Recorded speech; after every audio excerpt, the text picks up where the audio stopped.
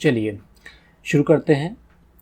आज का पहला प्रश्न है, भारतीय प्रतीक पर उत्कीर्ण सत्यमेव जयते लिया गया है, कहाँ से लिया गया है? क्या ऋग्वेद से, भगवद गीता से, मुंडकोपनिषद से या फिर मत्स्य पुराण से? पहले प्रश्न का सही उत्तर होना चाहिए मुंडकोपनिषद से, यानी कि भारतीय प्रतीक पर जो उत्कीर्ण सत्यमेव जयते है वह कहाँ से लिया गया है? मुंडकोपनिषद से। प्रश्न क्रमांक 2 में वैदिक नदियाँ दी हुई हैं और उनके आधुनिक नाम दिए गए हैं। तो कुभा नदी का जो आधुनिक नाम है यह काबुल है। पारुष्णी जो है वो रावी नदी को कहा गया है और सदानीरा गंडक को कहा गया है और सतुद्री जो है वह सतलज को कहा गया है। इस प्रकार ऑप्शन नंबर बी सही उत्तर होगा। तीसरा प्रश्न कहा गया है कि मेगास्थनीज दूत था, यानी कि मेगास्थनीज किसका दूत था जो कि भारतीय राजा चंद्रगुप्त मौर्य के दरबार में आया था? सेल्यूकस का, सिकंदर का या डेरियस का या उपरोक्त सभी? इसका सही आंसर है ए। मेगास्थनीज जो है वह सेल्यूकस निकेटर का राजदूत था। यह चंद्रगुप्त मौर्य के दरबार में आया था और 305 ईसा पूर्व में यूनान और भारत के मध्य एक संधि हुई थी, जिसके तहत सेल्यूकस निकेटर को मेगास्थनीज को दूत बनाकर भारत भेजना पड़ा था।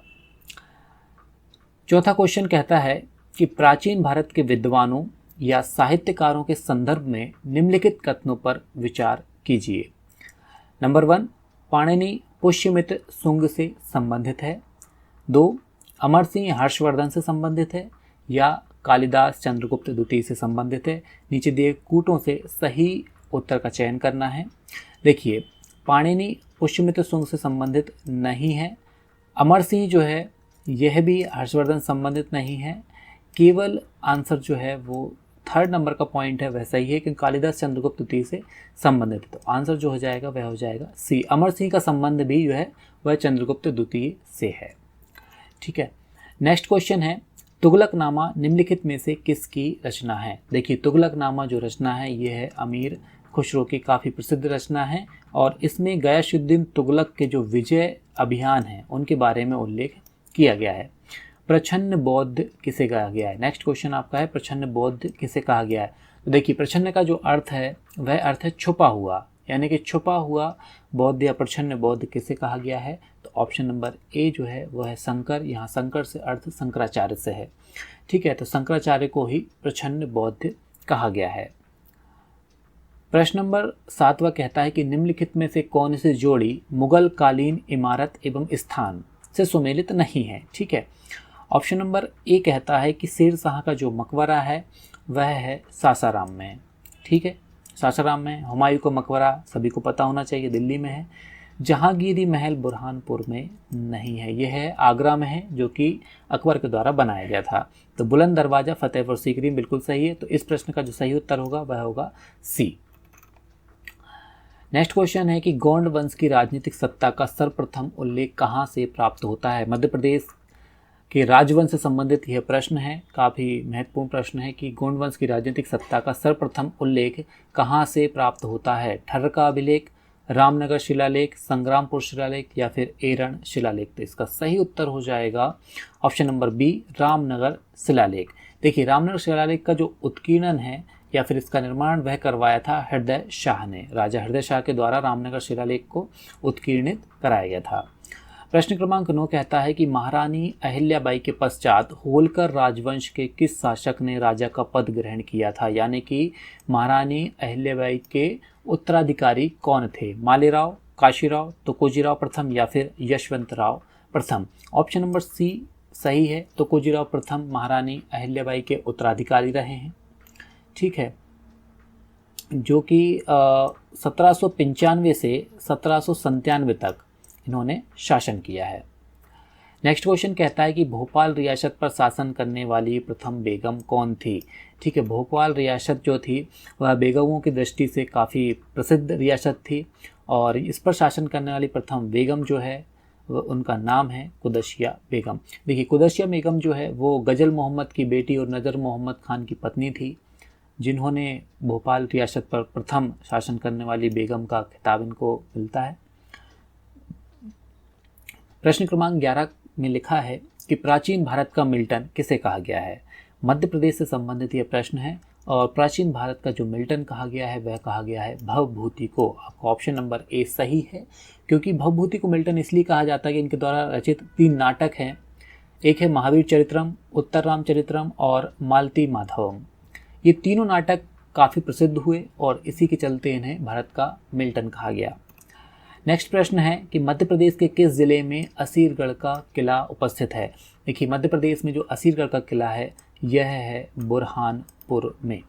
ठीक है, और यह पूर्व में खंडवा जिले में था, लेकिन बुरहानपुर जब जिला बना तो उसके बाद में असीरगढ़ का किला जो है बुरहानपुर में चला गया है। स्वांग किस क्षेत्र का लोकनाट्य है। नेक्स्ट प्रश्न आपसे कहता है कि स्वांग किस क्षेत्र का लोकनाट्य है। तो स्वांग जो है वह ऑप्शन नंबर डी पर जो लिखा हुआ है कि बुंदेलखंड का लोकनाट्य है। नेक्स्ट प्रश्न है कि ढाक वाद्यंत्र किस लोक नृत्य में प्रयोग किया। देखिए, ढाक एक वाद्यंत्र है और यह प्रयोग किया जाता है काठी में। काठी एक नृत्य है जो कि निमाड़ क्षेत्र का है मध्य प्रदेश के, और यह हरिजन समुदाय के लोगों के द्वारा जो है किया जाता है, और उसी के संदर्भ में ढाक वाद्यंत्र जो है काठी नृत्य के समय बजाया जाता है।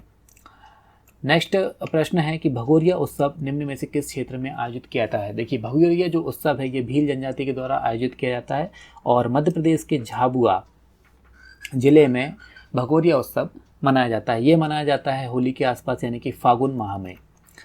चलिए, नेक्स्ट प्रश्न क्या कहता है। प्रथम आंग्ल मैसूर युद्ध 1766 से 1769 ईस्वी में हुआ। इसमें विजयी कौन हुआ। देखिए, प्रथम आंग्ल मैसूर युद्ध में जो विजयी हुआ था वह हुआ था हैदर अली। हैदर अली प्रथम आंग्ल मैसूर युद्ध में विजयी रहा था। क्यों विजयी रहा था? क्योंकि अंग्रेजों का जो नेतृत्व कर रहे थे वह नेतृत्व कर रहे थे जोसेफ स्मिथ, और हैदर अली ने क्या काम किया था कि मराठों और हैदराबाद के निजाम को अपनी तरफ मिला लिया था, जिससे क्या हुआ था, अंग्रेज नेतृत्वकर्ता जोसेफ स्मिथ की यहाँ पे हार हो गई थी। नेक्स्ट क्वेश्चन कहता है कि वर्ष 1929 में नागपुर में संपन्न all India trade union Congress की अध्यक्षता किसने की थी। देखिए, 1929 में नागपुर में all India trade union Congress की बैठक हुई, जिसकी अध्यक्षता हमारे देश के प्रथम प्रधानमंत्री पंडित जवाहरलाल नेहरू ने की थी। अगला प्रश्न क्या कहता है, निम्नलिखित में से कौन सा सही सुमेलित नहीं है। देखिए, यहाँ पे एक युग्म ऐसा है 4 ऑप्शन में जो कि सही रूप से सुमेलित नहीं है।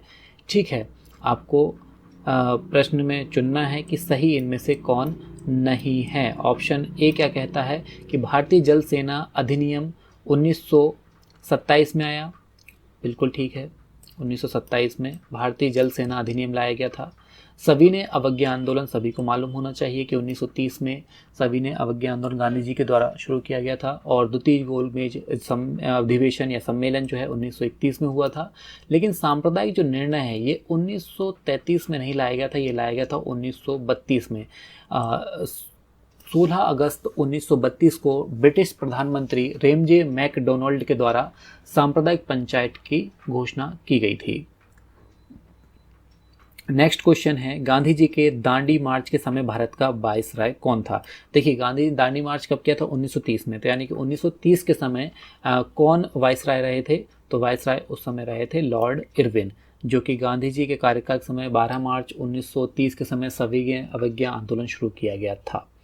ठीक है, चलिए नेक्स्ट क्वेश्चन है कि स्वामी दयानंद सरस्वती ने आर्य समाज की स्थापना कब की थी। देखिए, स्वामी दयानंद सरस्वती बंबई में आर्य समाज की स्थापना की थी और सन था 1875। कौन सा राष्ट्रीय राजमार्ग मध्य प्रदेश के शिवपुरी से गुजरता है। आधुनिक नामकरण जो किए गए हैं अभी वर्तमान में नेशनल हाईवेज के, उनके अनुसार ये प्रश्न है कि कौन सा राष्ट्रीय राजमार्ग मध्य प्रदेश के शिवपुरी से गुजरता है। तो ऑप्शन नंबर डी जो है NH-27, जो कि पोरबंदर से सिलचर यानी कि असम तक जाता है और भारत का दूसरा सबसे बड़ा राष्ट्रीय राजमार्ग है ये। ठीक है, और पोरबंदर कहाँ है? ये है गुजरात में। क्वेश्चन नंबर 22 कहता है कि वानिकी अनुसंधान संस्थान, मध्य प्रदेश संबंधित प्रश्न है कि वानिकी अनुसंधान संस्थान कहाँ है? जबलपुर, भोपाल, छिंदवाड़ा या बालाघाट। ऑप्शन नंबर सी सही है कि वानिकी अनुसंधान संस्थान जो है वो छिंदवाड़ा में है, और इसकी स्थापना जो की गई थी ये की गई थी 1995 में। चलिए नेक्स्ट क्वेश्चन कहता है कि मध्य प्रदेश में स्थित धूपगढ़ की पहाड़ी, काफ़ी इंपॉर्टेंट प्रश्न है ये, कि मध्य प्रदेश में स्थित जो धूपगढ़ की पहाड़ी है उसके बारे में आपको किस प्रकार के कथनों का चुनाव करना है, नीचे कूट में से सत्य कथनों का चुनाव करना है। यह मध्य प्रदेश का सबसे ऊंचा स्थान है, बिल्कुल सही है, सबसे ऊंचा स्थान है। इसकी ऊंचाई लगभग 4430 फीट है, बिल्कुल सही है, 4430 फीट या फिर 1350 मीटर। यह स्थान पिपरिया तहसील में स्थित है, बिल्कुल ठीक है, यानी कि पचमढ़ी जो है वह होशंगाबाद ज़िले में है और होशंगाबाद ज़िले के अंदर, होशंगाबाद का वर्तमान नाम अभी नर्मदापुरम हो गया है, तो नर्मदापुर के अंदर जो है वह पिपरिया तहसील है जहाँ पर ये धूपगढ़ पहाड़ी स्थित है। यह पहाड़ी विंध्याचल पर्वतमाला का भाग है, बिल्कुल नहीं, यह पहाड़ी जो है वह सतपुड़ा पर्वतमाला का भाग है। तो 23 का ऑप्शन नंबर जो है सी, 1 2 3 तीनों सही होंगे। नेक्स्ट क्वेश्चन है कि लौंग प्राप्त होता है। देखिए नेक्स्ट क्वेश्चन कहा गया है कि लौंग जो है इसकी प्राप्ति पौधे के किस भाग से की जाती है, जड़ से, तना से, फल से या पुष्प कली से। ऑप्शन नंबर डी सही है, जो लौंग होती है ये एक तरह का पुष्प कली होती है। नेक्स्ट क्वेश्चन कहा गया है कि निम्नलिखित कथनों में से कौन सही नहीं है। देखिए यहाँ पे असत्य कथन पूछा गया है, यानी कि सही कथन कौन सा नहीं है। 4 ऑप्शन आपको दिए हुए हैं, इनमें से आपको असत्य कथन चुनना है। काली मिट्टी को स्थानीय भाषा में रेगुर कहा जाता है, बिल्कुल कहा जाता है काली मिट्टी को रेगुर। क्रेब्स के अनुसार रेगुर मिट्टी अनिवार्य रूप से एक परिपक्व मिट्टी है, बिल्कुल सही है, एक परिपक्व मिट्टी है, यानी कि इसके निर्माण की एक प्रक्रिया है जो कि काफ़ी लंबे समय में पूर्ण होती है। काली मिट्टी में आर्द्रता यानी कि नमी या फिर जल को धारण करने की उच्च क्षमता होती है, बिल्कुल काफ़ी अधिक समय तक यहाँ पे जल यानी कि नमी विद्यमान रहती है। ऑप्शन नंबर डी कहता है काली मिट्टी हिमालय क्षेत्र में पाई जाती है, बिल्कुल नहीं पाई जाती, काली मिट्टी मध्य प्रदेश, गुजरात और महाराष्ट्र क्षेत्र में पाई जाती है। तो ऑप्शन नंबर डी जो है वो सही होगा। नेक्स्ट क्वेश्चन कहता है कि निम्नलिखित में से किस राज्य में सिंगालीला राष्ट्रीय पार्क स्थित है। 26वां प्रश्न है कि सिंगालीला राष्ट्रीय पार्क जो स्थित है वह है पश्चिम बंगाल में है। ठीक है, चलिए नेक्स्ट क्वेश्चन देख लेते हैं कि निम्नलिखित में से किसको रहस्यमयी झील कहा जाता है। तो रहस्यमयी झील इनमें से किसे कहा जाता है, जोग पोखरी झील, डोडीताल झील, रूपकुंड झील या फिर रेड हिल्स झील। इनमें से ऑप्शन नंबर सी जो है उत्तराखंड स्थित रूपकुंड झील को रहस्यमयी झील कहा जाता है। क्यों? क्योंकि यहाँ पे गर्म पानी और विभिन्न प्रकार के जीवों के कंकाल यहाँ प्राप्त हुए हैं, इसी वजह से रूपकुंड झील को रहस्यमयी झील कहा गया है। नेक्स्ट है कि कौन सी पर्वत श्रृंखला विश्व में सबसे लंबी पर्वत श्रृंखला है। आपके ऑप्शंस हैं हिमालय, ऑप्शन नंबर बी कहता है एंडीज, कॉकेसस या अलास्का। ऑप्शन नंबर बी सही है, दक्षिण अमेरिका में स्थित जो एंडीज पर्वतमाला है यह लगभग जो है 7000 किलोमीटर लंबी पर्वतमाला है और जिसकी औसत ऊंचाई भी 4000 मीटर के आसपास है। ठीक है, नेक्स्ट क्वेश्चन है अंतर्राष्ट्रीय स्तर पर मेसाम्बी रेंज किस उत्पाद के लिए जाना जाता है, तांबा, सोना, लौह अयस्क या यूरेनियम। तो अंतर्राष्ट्रीय स्तर पर मेसाम्बी रेंज जो है वह जाना जाता है लौह अयस्क की खनन के लिए। ठीक है, नेक्स्ट प्रश्न है कि वर्ष 1914 में खोली गई पनामा नहर किसे जोड़ती है। ठीक है, तो पनामा नहर की जो अवस्थिति है यह है मध्य अमेरिका में और यह जोड़ती है अटलांटिक महासागर को पैसिफिक महासागर यानी कि प्रशांत महासागर से। 31 नंबर का क्वेश्चन है कि महासागरों को समुद्रों में ज्वार भाटा किसके कारण होता है, यानी कि महासागरों और समुद्रों में ज्वार भाटा आते हैं जिनके कारण क्या है। सूर्य का गुरुत्वीय बल, बिल्कुल सही है, गुरुत्वीय बल के कारण ज्वार भाटे आते हैं। चंद्रमा का गुरुत्वीय बल, यह भी सही है, और पृथ्वी का अपकेंद्रीय बल, यह भी सही है। तो ऑप्शन नंबर जो डी है यह सही है, यानी कि पृथ्वी पर जो महासागरों या समुद्रों में ज्वार भाटे आते हैं इनका कारण है सूर्य और चंद्रमा का गुरुत्वीय बल तथा पृथ्वी का अपकेंद्रीय बल।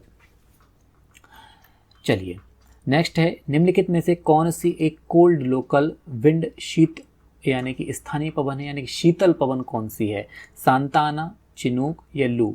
ये तीनों ही गर्म है, जबकि मिस्ट्रल जो है यह है फ्रांस में चलने वाली ठंडी हवा है। ठीक है, चिनूक कहाँ चलती है, तो चिनूक जो है वो उत्तरी अमेरिका में रॉकी पर्वत से चलने वाली एक गर्म हवा है और सांता आना कैलिफोर्निया में चलती है और लू जो है भारत और पाकिस्तान वाले क्षेत्र में चलने वाली गर्म हवाएं हैं। चलिए नेक्स्ट प्रश्न देखते हैं, 33 है, निम्नलिखित में से कौन चंबल नदी की सहायक नदी नहीं है। देखिए आपको यहाँ पे सहायक नदी नहीं है, इस प्रकार के नहीं वाले शब्दों पर आपको गौर करना चाहिए, क्योंकि प्रश्न जब आता है तो हम पहले पढ़ लेते हैं कि कौन चंबल नदी की सहायक, बस जैसे ही हमने सहायक देखा और नीचे हमारी नज़रें जाती हैं ऑप्शंस पर, और ऑप्शन पर जैसे ही नज़र गई कोई भी एक ऑप्शन हम जो है टिक कर देते हैं, जो कि हमें दिखता है, प्रथम नज़र में जो दिख जाता है उसी को हम आंसर मान करके टिक कर देते हैं। लेकिन आपको यहाँ पूछा गया है कि कौन नदी चंबल नदी की सहायक नदी नहीं है। क्षिप्रा बिल्कुल चंबल नदी की सहायक नदी है, पार्वती बिल्कुल चंबल की सहायक नदी है, बनास भी चंबल की सहायक नदी है। ऑप्शन नंबर डी जो है जोहिला, यह चंबल नदी की सहायक नदी नहीं है। क्यों नहीं? क्योंकि जोहिला जो है ये सोन नदी की सहायक नदी है। क्वेश्चन नंबर 34 कहता है कि वर्तमान मध्य प्रदेश के सीमावर्ती राज्यों की संख्या कितनी है। वर्तमान मध्य प्रदेश के संदर्भ में पूछा गया है कि सीमावर्ती राज्य यानी कि मध्य प्रदेश की जो राज्य की सीमा है यह इसके कितने राज्यों से, भारत के कितने राज्यों से लगती है, तो यह लगती है 5 राज्यों से। कौन कौन से हैं ये राज्य? ये राज्य है उत्तर में उत्तर प्रदेश, जबकि दक्षिण में महाराष्ट्र हैं और पूर्व में छत्तीसगढ़ हैं, और इसकी पश्चिमी सीमा जो है वो गुजरात और उत्तर पश्चिमी सीमा राजस्थान के द्वारा निर्धारित होती है। मध्य प्रदेश में किस पठार के अंतर्गत मृदा अपरदन की समस्या सर्वाधिक है? देखिए मृदा अपरदन की समस्या मध्य प्रदेश में सर्वाधिक है, वह है मध्य भारत के पठार में, क्योंकि यहाँ पे चंबल नदी द्वारा अवनालिका अपरदन के द्वारा बहुत बड़े बड़े खड्ड का निर्माण किया जाता है, जो कि डाकुओं या फिर दस्युओं की शरणस्थली के रूप में भी जानी जाती है। चलिए नेक्स्ट है कि मध्य प्रदेश के किस राष्ट्रीय उद्यान में सांख्य सागर नामक एक कृत्रिम झील स्थित है? माधव राष्ट्रीय उद्यान में है, या पेंच राष्ट्रीय उद्यान में है, कान्हा या फिर जीवाश्म राष्ट्रीय उद्यान में? कहाँ है सांख्य सागर झील? यह है माधव राष्ट्रीय उद्यान, और माधव राष्ट्रीय उद्यान जो है यह मध्य प्रदेश के शिवपुरी जिले में स्थित है। चलिए नेक्स्ट क्वेश्चन कहता है भारत का वह राज्य कौन सा है? काफ़ी महत्वपूर्ण प्रश्न है ये। भारत का वह राज्य कौन सा है जो अपनी राज्य सीमा भारत के ही एकमात्र राज्य के साथ साझा करता है? यह प्रश्न उन्हीं व्यक्तियों से बनेगा या उन्हीं एस्पिरेंट्स से बनेगा जिन्होंने भारत का मैप बहुत अच्छे से याद कर रखा है, इसकी भौगोलिक सीमाएं बहुत अच्छे से याद कर रखी हैं, उन्हीं ये प्रश्न बनेगा कि भारत का वह कौन सा राज्य जो राज्य अपनी ही केवल एकमात्र भारतीय राज्य के साथ सीमा को साझा करता है? नागालैंड, त्रिपुरा, मेघालय या सिक्किम? कौन है इनमें से? वह है, एक तो मेघालय है और एक है सिक्किम, यानी कि ऑप्शन नंबर डी सही है, क्योंकि मेघालय जो है केवल अपनी सीमा असम राज्य के साथ साझा करता है, और सिक्किम राज्य जो है यह है पश्चिम बंगाल के साथ अपनी सीमा को साझा करता है। चलिए नेक्स्ट हम प्रश्न देखते हैं। वर्ष 2011 में भारत के साक्षर राज्यों का सही अवरोही क्रम, अवरोही यानी कि बढ़ते से घटते क्रम की तरफ, अवरोही क्रम क्या है?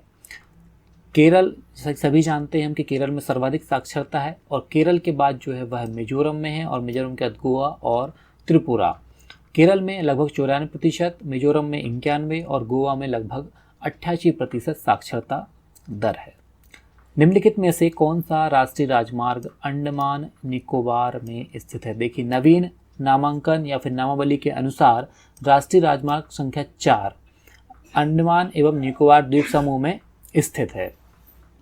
निम्नलिखित में से कौन सा नवीकरणीय ऊर्जा का स्रोत है? नवीकरणीय ऊर्जा का स्रोत ऐसे स्रोत होते जो कि अक्षय हैं, यानी कि जो कभी खत्म नहीं होने वाले हैं। तो कौन है वे?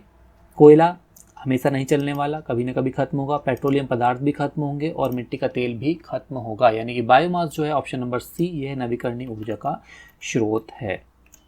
क्वेश्चन नंबर 41 कहता है कि पारिस्थितिकी पिरामिड के संबंध में सत्य कथनों पर विचार करना है या फिर चुनाव करना है। किस प्रकार के कथन? सत्य कथन। ए कहता है कि पारिस्थितिक तंत्रों में प्राथमिक उत्पादों की संख्या सबसे अधिक होती है। देखिए पारिस्थितिक तंत्रों में प्राथमिक उत्पादों की संख्या सबसे अधिक होती है, जिसे सीधे पिरामिड द्वारा दर्शाया जाता है। बिल्कुल सही है। ऑप्शन नंबर बी है कि स्थल मंडल पर पाए जाने वाले अधिकतम पायतंत्रों के लिए जीव भार का पिरामिड उल्टा होता है। जी नहीं, स्थल मंडल पर जो पायतंत्र पाए जाते हैं वहाँ पर जीव भार का पिरामिड कैसा होता है? सीधा होता है। सीधा यानी कि इस प्रकार का। यानी कि जिसका जो आधार है ये चौड़ा होता है और शीर्ष नुकीला होता है। जल पारितंत्रों में जीभ भार पिरामिड सीधा बनता है, बिल्कुल गलत है। जल पारितंत्रों में जीभ भार पिरामिड सीधा ना बन करके उल्टा बनता है। और ऊर्जा का पिरामिड सभी पारिस्थितिक तंत्रों में सदैव सीधा बनता है, बिल्कुल सत्य कथन है ये। यानी कि 1 और 4 सही है, ऑप्शन नंबर सी आपका सही है। चलिए नेक्स्ट क्वेश्चन देखते हैं कि वैज्ञानिक संस्थान एवं उनकी स्थापना के असत्य कथन, किस प्रकार कथन का चुनाव करना है हमें? असत्य कथन का चुनाव करना है, यानी कि उनकी स्थापना का जो वर्ष दिया रहेगा वह गलत है। ठीक है, तो हम देखते हैं पहला दे रखा है कि वैज्ञानिक एवं औद्योगिक अनुसंधान परिषद CSIR, इसकी स्थापना 1944 नहीं, इसकी स्थापना जो की गई थी वह की गई थी 1942 में, यानी कि पहला जो है यह भी गलत है। विक्रम साराभाई अंतरिक्ष केंद्र की जो स्थापना है यह की गई थी 1962 में, बिल्कुल सही है। सतीश धवन अंतरिक्ष केंद्र, इसकी स्थापना की गई थी 1971 में, यानी कि यह भी गलत है। और भाभा एटॉमिक रिसर्च सेंटर 1952 में स्थापित नहीं किया गया था, यह स्थापित किया था 1954 में। केवल एक ही इसमें सही है और 3 गलत है, तो हमें गलत असत्य कथन का चुनाव करना था। तो 1, 3 और 4, यानी कि ऑप्शन नंबर डी सही है। चलिए क्वेश्चन नंबर 43 कहता है कि ऑस्ट्रेलियन ओपन 2022 वुमेन का खिताब निम्नलिखित में से किसने जीता है? ऑप्शन ए है Simona Halep, option B Anett Kontaveit, option C Naomi Osaka या फिर Ashleigh Barty. Option number D सही है, ऑस्ट्रेलिया की ही खिलाड़ी हैं एस्ले बार्टी और उन्होंने ही ऑस्ट्रेलियन ओपन 2022 का खिताब जीत लिया है और इन्होंने फाइनल में हराया है अमेरिका की डेनियल कॉलिंस को। नेक्स्ट क्वेश्चन भी करंट अफेयर से ही कि हाल ही में किस टेनिस खिलाड़ी ने ऑस्ट्रेलियन ओपन 2022 का खिताब जीत लिया है? नोवाक जोकोविच, राफेल नडाल, जिमी कॉर्नर्स या फिर इवान लेंडल ने। ऑप्शन नंबर बी सही है कि राफेल नडाल ने ऑस्ट्रेलियन ओपन जो पुरुष खिताब होता है उसका 2022 का खिताब जीत लिया है और इन्होंने रूस के डेनियल मेदवेदेव को हराया है। क्वेश्चन नंबर 45 में लिखा है कि विश्व कुष्ठ रोग दिवस निम्न में से किस दिन मनाया जाता है? तो विश्व कुष्ठ रोग दिवस जो मनाया जाता है 30 जनवरी को मनाया जाता है। चलिए क्वेश्चन नंबर 46 जो है ये कहता है कि निम्नलिखित में से कौन संसार की दूसरी सर्वोच्च चोटी है? देखिए प्रथम सर्वोच्च चोटी आपको पता है कि माउंट एवरेस्ट है, तो दूसरी सर्वोच्च चोटी जो है वो है गॉडविन ऑस्टिन या फिर K2। इसकी जो लगभग ऊंचाई है वो है 8611 मीटर के आसपास। नेक्स्ट क्वेश्चन है कि मलक्का जल संयोजन यानी कि मलक्का जल संधि में आने जाने की सुविधाएं हैं, यानी कि मलक्का जल संधि कौन से 2 सागरों को आपस में जोड़ती है? ये जोड़ती है हिंद महासागर से चीन सागर को। चलिए क्वेश्चन नंबर 48 कहता है कि मध्य प्रदेश के कौन से मुख्यमंत्री भारतीय मजदूर संघ के संस्थापक सदस्य और गोवा मुक्ति आंदोलन के सक्रिय सदस्य थे? इंपॉर्टेंट क्वेश्चन है, मध्य प्रदेश से है, मध्य प्रदेश की राजनीति से यह प्रश्न है। तो 48 नंबर का जो प्रश्न है इसका उत्तर क्या होगा? श्यामाचरण शुक्ल या दिग्विजय सिंह, बाबूलाल गौर या फिर गोविंद नारायण सिंह। तो ऑप्शन नंबर जो सी है बाबूलाल गौर, ये ही भारतीय मजदूर संघ के संस्थापक सदस्य और गोवा मुक्ति आंदोलन के सक्रिय सदस्य रहे थे, जो 1974 में गोवा मुक्ति आंदोलन चलाया गया था। नेक्स्ट है मध्य प्रदेश उच्च न्यायालय की अस्थायी खंडपीठ इंदौर एवं ग्वालियर को 28 नवंबर 1968 में स्थायी खंडपीठ किस विधान के द्वारा बनाई गई थी? देखिए प्रश्न में ही आपको एक और प्रश्न मिल गया है, यानी कि प्रश्न का उत्तर मिल गया है। प्रश्न यदि पूछा जाए कि मध्य प्रदेश उच्च न्यायालय की अस्थायी खंडपीठ इंदौर और ग्वालियर को किस दिनांक को स्थायी खंडपीठ बनाया गया था, तो ये बनाया गया था 28 नवंबर 1968 को। लेकिन यहाँ पूछा गया है कि जो 28 नवंबर 1968 को स्थायी खंडपीठ बनाई गई थी ये किस विधान के तहत बनाई गई थी? देखिए राज्य पुनर्गठन अधिनियम 1956 की धारा 51 की उपधारा 2 के तहत, या राज्य पुनर्गठन अधिनियम 1956 की धारा 21 की उपधारा 2 के तहत। देखिए यहाँ पर सी और डी ऑप्शन में भी अधिनियम और उपधारा सेम दी हुई है, यानी कि हमें जो डिफरेंस फाइंड करना है वो करना है हमें धारा के बीच में। ठीक है, तो यहाँ पर जो है ऑप्शन नंबर 1 राज्य पुनर्गठन अधिनियम की 1956 की धारा 51 की उपधारा 2 के तहत 28 नवंबर 1968 को मध्य प्रदेश उच्च न्यायालय की अस्थायी खंडपीठों को इंदौर एवं ग्वालियर में स्थायी खंडपीठ का क्या दिया गया, दर्जा दिया गया था।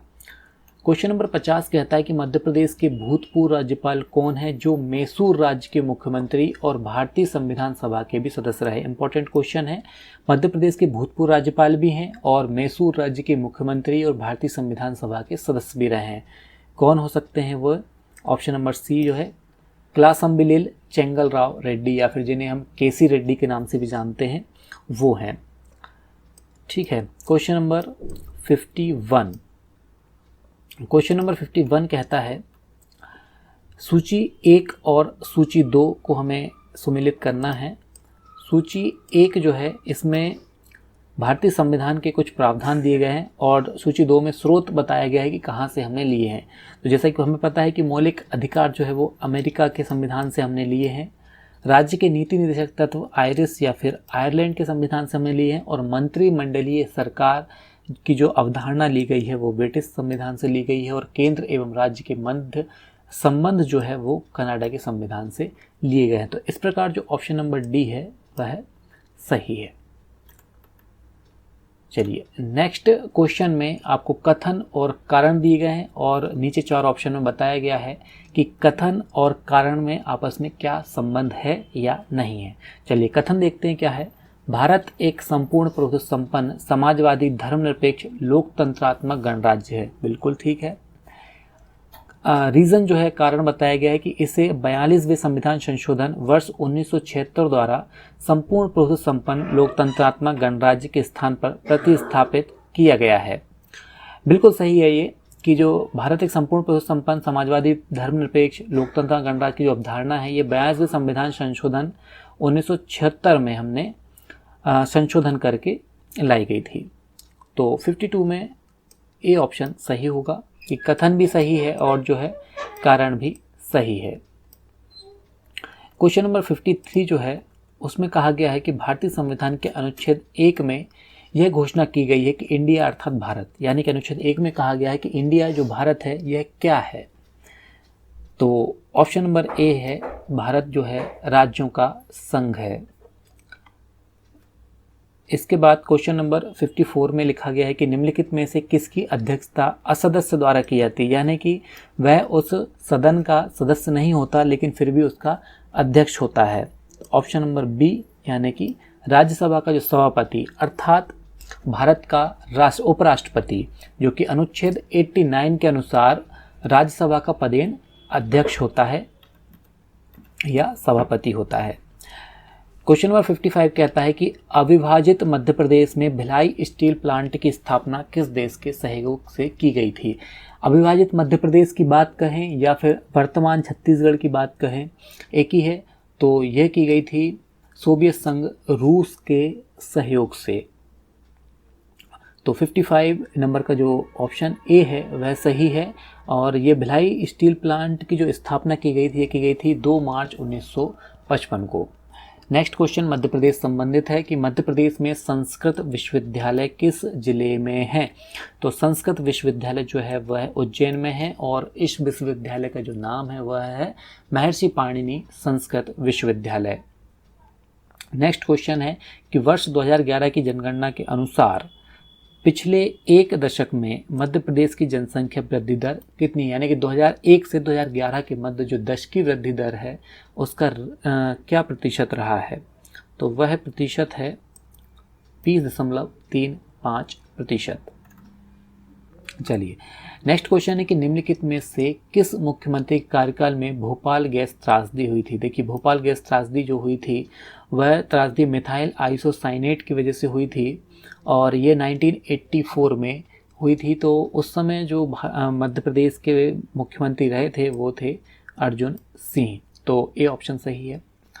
59 नंबर का प्रश्न कहता है कि भारतीय संविधान के किस अनुच्छेद में पंचायतों की संरचना कैसी होगी, यानी कि संरचना के बारे में बताया गया है कि वह आखिर किस स्तर की होंगी, उनकी संरचना किस प्रकार की हो सकती हैं।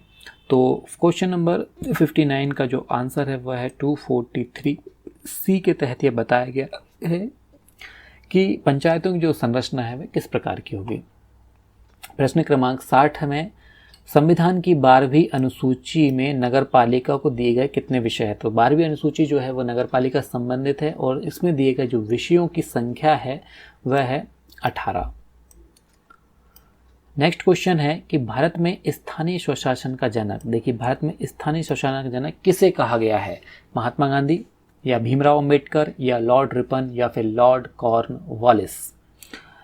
इसमें है option number C, lord Ripon को भारतीय स्वशासन का जनक कहा गया था और कहा गया है और 1882 में स्थानीय स्वशासन की इन्होंने स्थापना की थी। नेक्स्ट क्वेश्चन है कि किस अधिनियम की प्रमुख विशेषता प्रांतीय स्वायत्तता। देखिए निम्नलिखित में से 4 डेट दी हुई है और हमारे सिलेबस में भारत शासन 1919 और भारत शासन अधिनियम 1935 दो दिए हैं, तो इनके बारे में आपको विस्तृत रूप से पढ़ना, बाकी सारे अधिनियम में आपको पढ़ना जरूरी है लेकिन ये काफ़ी विस्तृत रूप से आपको डिटेल्स में पढ़ना है।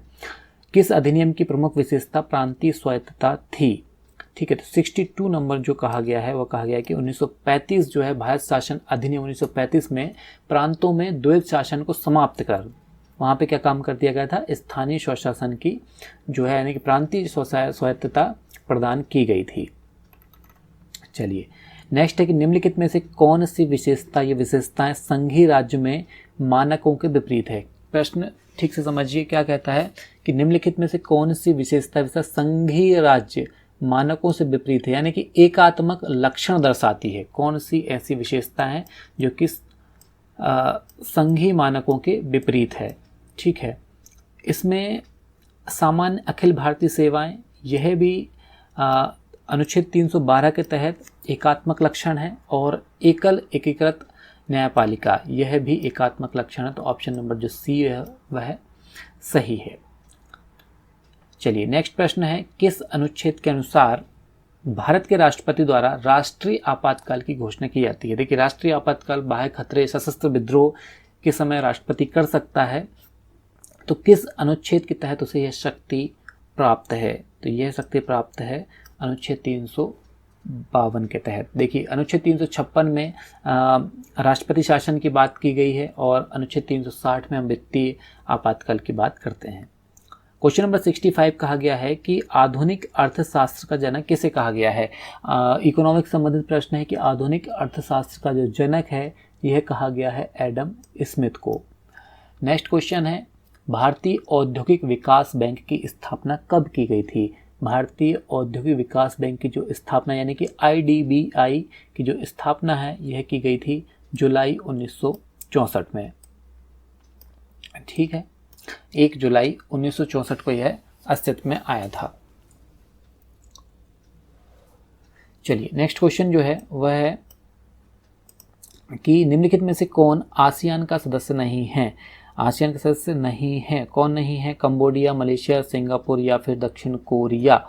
तो 67 में जो दक्षिण कोरिया यह आसियान का सदस्य नहीं है। देखिए आसियान जो है यह 10 राष्ट्रों का दक्षिण पूर्वी उत्तर पूर्वी राज्य हैं इनका संगठन है। यह है Brunei, Cambodia, Indonesia, Laos, Malaysia, Myanmar, Philippines, Singapore, Thailand, Vietnam, ये सभी जो हैं वो आसियान के सदस्य हैं। चलिए नेक्स्ट है कि बजट 2022-23 निर्मला सीतारमण के द्वारा भी प्रस्तुत किया जा चुका है और इसमें डिजिटल क्रिप्टो करेंसी यानी कि बिटकॉइन, इथेरियम, डॉग पाई इस टाइप के जो हैं करेंसी पर कितने प्रतिशत टैक्स लगाने की घोषणा की गई है। तो ये घोषणा की गई है 30%, यानी कि इसे 30% टैक्स के अंतर्गत रखा गया है। नेक्स्ट क्वेश्चन में बजट से है कि बजट 2022-23 में महिला एवं बाल विकास के लिए कितनी राशि आवंटित की गई है।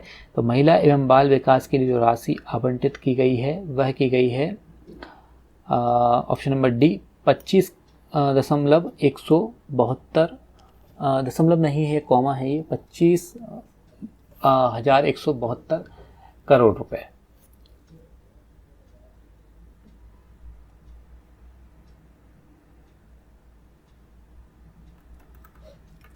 चलिए नेक्स्ट है कि जीन चिकित्सा में एक त्रुटिपूर्ण जीन्स के कार्य को ठीक करने हेतु, यानी कि यहाँ पे जीन चिकित्सा की बात की जा रही है कि किसी जीन्स में यदि कोई त्रुटिपूर्ण जीन है तो उसको किस प्रकार से ठीक किया जाता है, यानी किस प्रकार से किया जाता है, उसकी प्रक्रिया क्या होती है, यह पूछा गया है। त्रुटिपूर्ण जीन को हटाया जाता है जी, कोई दूसरे सही जीन को प्रविष्ट किया जाता है, त्रुटिपूर्ण जीन का कार्य करने से रोका जाता है, पूरे त्रुटिपूर्ण जीन को सही जीन से बदला जाता है। बिल्कुल ऑप्शन नंबर डी जो है यह सही है जीन चिकित्सा के संबंध में। नेक्स्ट क्वेश्चन में पूछा गया है कि भैंस का जंतु वैज्ञानिक नाम क्या है, यानी कि जीव वैज्ञानिक नाम आपको बताना है भैंस का, तो वह है डी ऑप्शन बुबेलस। बुबेलेस भैंस का जंतु वैज्ञानिक नाम या जीव वैज्ञानिक नाम है। 72 नंबर का प्रश्न है कि बीजों का सर्वोत्तम संरक्षण किस परिस्थितियों में होता है। ऑप्शन नंबर ए ठंडी और आर्द्र, ऑप्शन नंबर बी गर्म और शुष्क, ऑप्शन नंबर सी ठंडी और शुष्क, जबकि ऑप्शन नंबर डी कहता है गर्म और आर्द्र। तो जो बीज है इसका सर्वाधिक और अच्छी, यानी कि जो वातावरण है या जो परिस्थिति है वो ठंडी होना चाहिए, और ठंडी के साथ में कैसी होना चाहिए, शुष्क होना चाहिए, यानी कि नमी नहीं होना चाहिए, नमी के साथ टेम्परेचर काफ़ी डाउन होना चाहिए। इससे क्या होता है, वहाँ पाए जाने वाले जीवाणु कवक ही अपनी वृद्धि नहीं कर सकते और बीज जो है वह संरक्षित रहता है। क्वेश्चन नंबर 73, निम्नलिखित में से कौन सा रोग विटामिन सी की कमी के कारण होता है। विटामिन सी की कमी के कारण कौन सा रोग होता है, बताइए जल्दी से कमेंट करिए। तो इसमें जो है vitamin C, option number D, scurvy जो रोग है ये विटामिन सी की वजह से होता है। अब स्कर्वी क्या होता है, ये खास तौर से दांत गिरने या फिर मसूड़े सूज जाने और इस प्रकार की जो डिसीज़ होती हैं वो विटामिन सी की कमी से होती है। विटामिन सी का जो रासायनिक नाम है यह है एस्कॉर्बिक एसिड। क्वेश्चन नंबर 74 कहता है कि इंसुलिन हार्मोन के विषय में निम्नलिखित कथनों में से कौन सा एक सही है। आपको सही बताना है, इनमें से 4 ऑप्शन दिए गए हैं, सही कथन का चुनाव कीजिए। ए ऑप्शन कहता है कि इंसुलिन एक प्रोटीन हार्मोन है जो मानव शरीर में उत्पादित नहीं होता है। बी ऑप्शन कहता है कि इंसुलिन एक स्टेरॉयड हार्मोन है जो मानव शरीर में उत्पादित होता है। सी ऑप्शन कहता है कि इंसुलिन एक कोलेस्ट्रॉल प्रेरित हार्मोन है जो मानव को दिया जाता है। या डी ऑप्शन, इंसुलिन एक प्रोटीन हार्मोन है जो मानव शरीर में उत्पादित होता है। तो 74 में जो है डी ऑप्शन सही है कि इंसुलिन एक प्रोटीन हार्मोन है जो कि मानव शरीर के अंदर उत्पादित होता है। यह भोजन के पाचन में सहायक है। ठीक है, नेक्स्ट क्वेश्चन है, कोशिका अंग दिया गया है और कोशिका अंग का जो कार्य है वह दिया गया है। तो जो माइटोकॉन्ड्रिया है, तो माइटोकॉन्ड्रिया का कार्य होता है एटीपी का निर्माण करना। क्लोरोप्लास्ट जो है या इसका काम होता है प्रकाश संश्लेषण क्रिया को संपन्न कराना। राइबोसोम का कार्य होता है प्रोटीन का संश्लेषण करना। और लाइसोसोम जो है इसका कार्य है अंतःकोशिकीय पाचन। तो इस प्रकार ऑप्शन नंबर जो है सी यह सही है। चलिए नेक्स्ट है 10वीं यूनिट से संबंधित प्रश्न है जो प्री के सिलेबस में है, उससे है आयोग से संबंधित ये प्रश्न है कि राष्ट्रीय महिला आयोग के अध्यक्ष एवं सदस्यों से संबंधित सही विकल्प को चुनिए। इनमें से सही विकल्प क्या है। आयोग के अध्यक्ष को कैबिनेट स्तर के मंत्री का दर्जा दिया जाता है। अध्यक्ष एवं सदस्यों की नियुक्ति केंद्र सरकार द्वारा की जाती है। या आयोग के सदस्यों को राज्य मंत्री का दर्जा दिया जाता है। उपरोक्त सभी कथन सत्य हैं, तो बिल्कुल सही बात है। आयोग के अध्यक्ष को कैबिनेट स्तर के मंत्री का दर्जा दिया जाता है। अध्यक्ष एवं सदस्यों की नियुक्ति केंद्र सरकार के द्वारा की जाती है और आयोग के सदस्यों को राज्य मंत्री स्तर का दर्जा दिया जाता है। नेक्स्ट है, मध्य प्रदेश के वर्तमान मुख्य निर्वाचन आयुक्त कौन हैं। तो मध्य प्रदेश के जो वर्तमान मुख्य निर्वाचन आयुक्त हैं वे हैं बसंत प्रताप सिंह। मध्य प्रदेश राज्य पिछड़ा वर्ग आयोग के वर्तमान अध्यक्ष कौन हैं। तो देखिए, मध्य प्रदेश राज्य पिछड़ा वर्ग आयोग के जो वर्तमान अध्यक्ष हैं ये हैं option number D Gaurishankar Bisen. तो गौरीशंकर बिसेन जो है वो बालाघाट विधानसभा सीट से प्रतिनिधि भी हैं वर्तमान में। नेक्स्ट क्वेश्चन कहता है 79 कि राष्ट्रीय बाल अधिकार संरक्षण आयोग अपना वार्षिक प्रतिवेदन किसके समक्ष प्रस्तुत करता है। यानी कि राष्ट्रीय बाल अधिकार संरक्षण आयोग अपनी रिपोर्ट किसे देता है, केंद्र सरकार, संसद, राष्ट्रपति या प्रधानमंत्री। तो 79 में ऑप्शन नंबर ए सही है, केंद्र सरकार को सौंपी जाती है रिपोर्ट। नेक्स्ट क्वेश्चन है कि राष्ट्रीय अनुसूचित जनजाति आयोग अपना वार्षिक प्रतिवेदन किसके समक्ष प्रस्तुत करता है। यहाँ पर राष्ट्रीय अनुसूचित जनजाति यानी कि एसटी की बात की गई है। राष्ट्रीय शेड्यूल ट्राइब जो आयोग है वह अपनी वार्षिक रिपोर्ट कहाँ प्रस्तुत करता है? प्रधानमंत्री, संसद, राष्ट्रपति या लोकसभा अध्यक्ष। तो 80 में जो है वो सी ऑप्शन सही होगा कि राष्ट्रपति को प्रस्तुत की जाती है राष्ट्रीय अनुसूचित जनजाति आयोग की रिपोर्ट। नेक्स्ट है राष्ट्रीय अनुसूचित जाति आयोग पृथक रूप से कब अस्तित्व में आया। देखिए पहले जब राष्ट्रीय अनुसूचित जाति आयोग और जनजाति आयोग एक ही संस्था के रूप में कार्य करते थे, लेकिन फरवरी 2004 से 19 फरवरी 2004 से राष्ट्रीय अनुसूचित जाति आयोग और राष्ट्रीय अनुसूचित जनजाति आयोग को पृथक पृथक यानी कि अलग कर दिया गया है। निम्नलिखित में से कौन भारत के प्रथम मुख्य सूचना आयुक्त थे?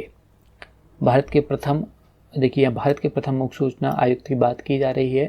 तो प्रथम मुख्य सूचना जो आयुक्त रहे हैं वो हैं ये वजाहत है, वहाहत नहीं,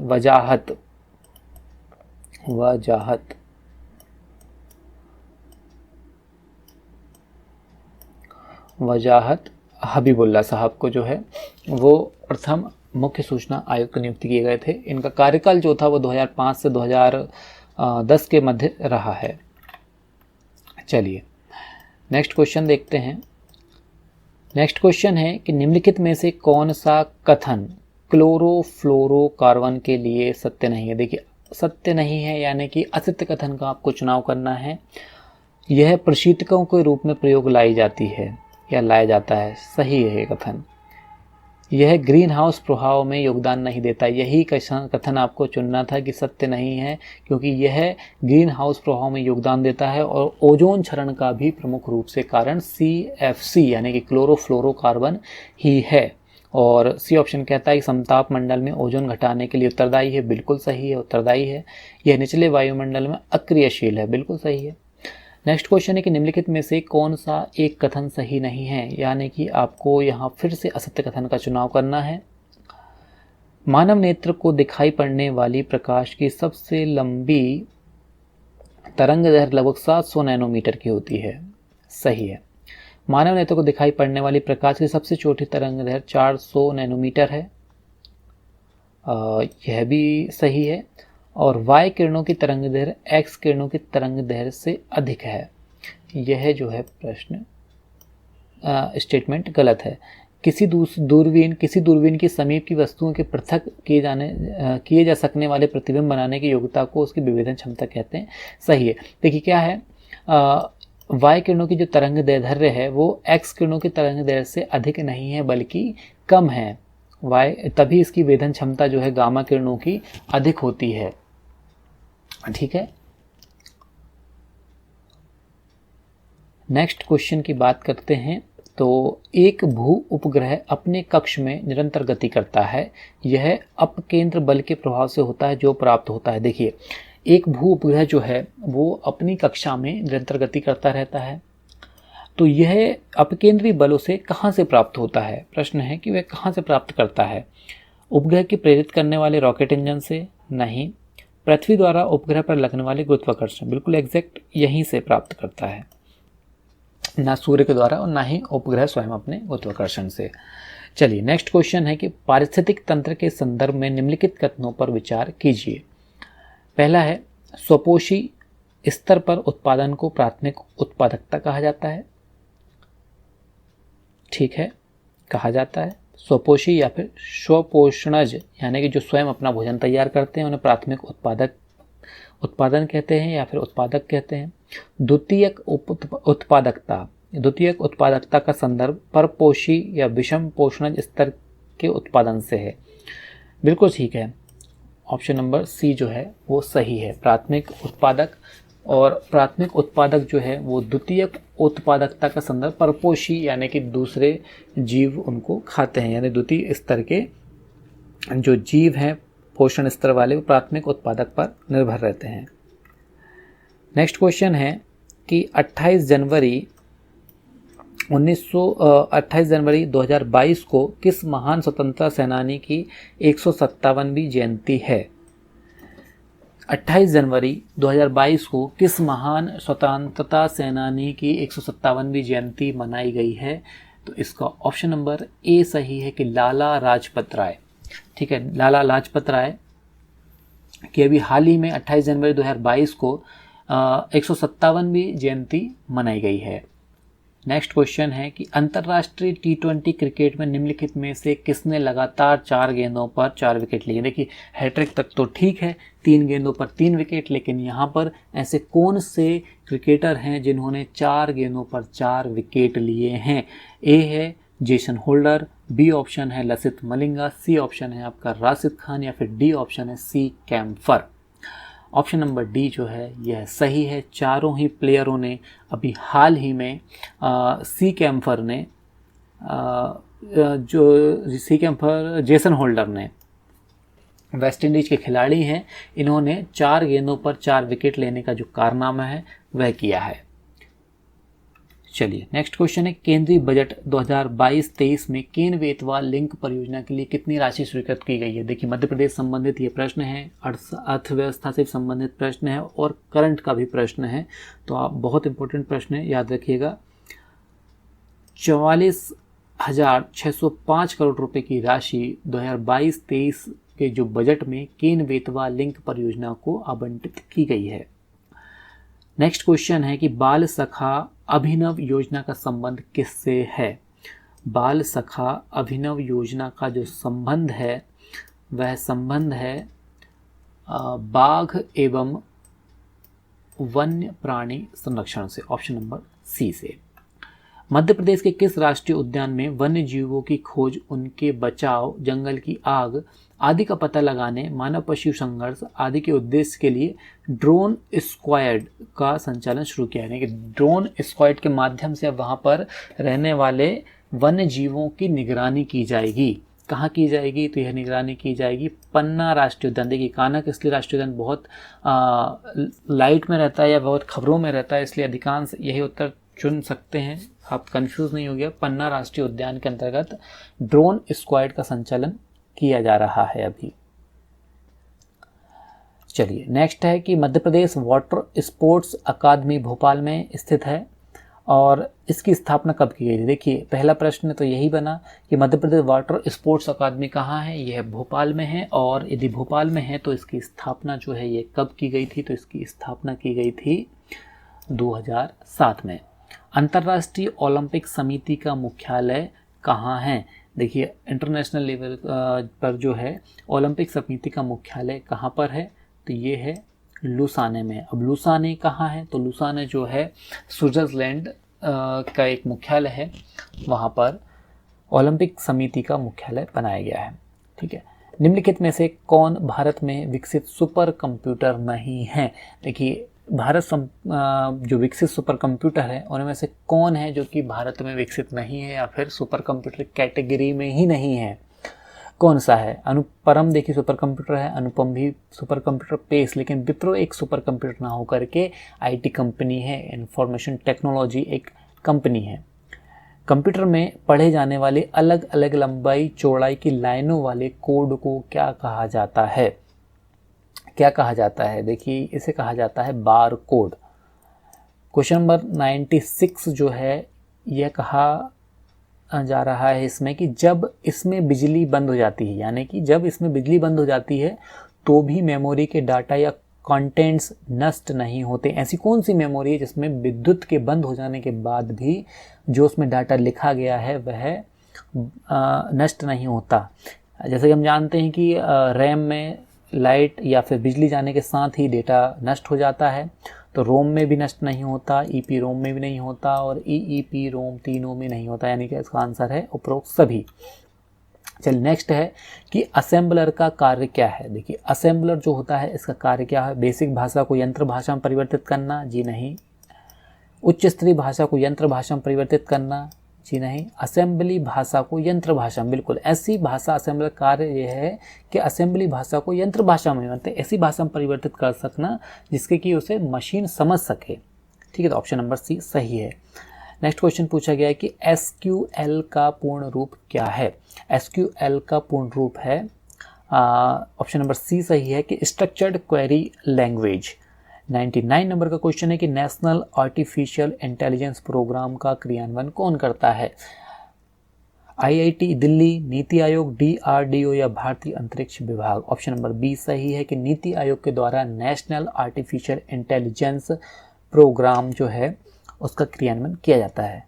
क्वेश्चन नंबर 100 आज का, किस पीढ़ी के कंप्यूटर में माइक्रो प्रोसेसर का प्रयोग किया जाता है? यानी कि निम्नलिखित में से कौन सी पीढ़ी के जो कंप्यूटर का विकास हुआ है, कौन से जनरेशन के कंप्यूटर में माइक्रो प्रोसेसर का विकास किया गया था या फिर प्रयोग किया गया था? वो किया गया था चतुर्थ पीढ़ी के कंप्यूटरों में। ओके, आज का FLT जो है वो कंप्लीट होता है और इसे अधिक से अधिक लोगों तक शेयर करें और चैनल को सब्सक्राइब कर ही लीजिए यदि अगर आपको इसी प्रकार की FLT और चाहिए। और किसी क्वेश्चन में यदि अगर आपको कन्फ्यूज़न है तो उसका कमेंट आपको करना है और जल्दी से जल्दी वीडियो आपको मिल सके इसलिए चैनल को सब्सक्राइब जरूर करना है। Thank you.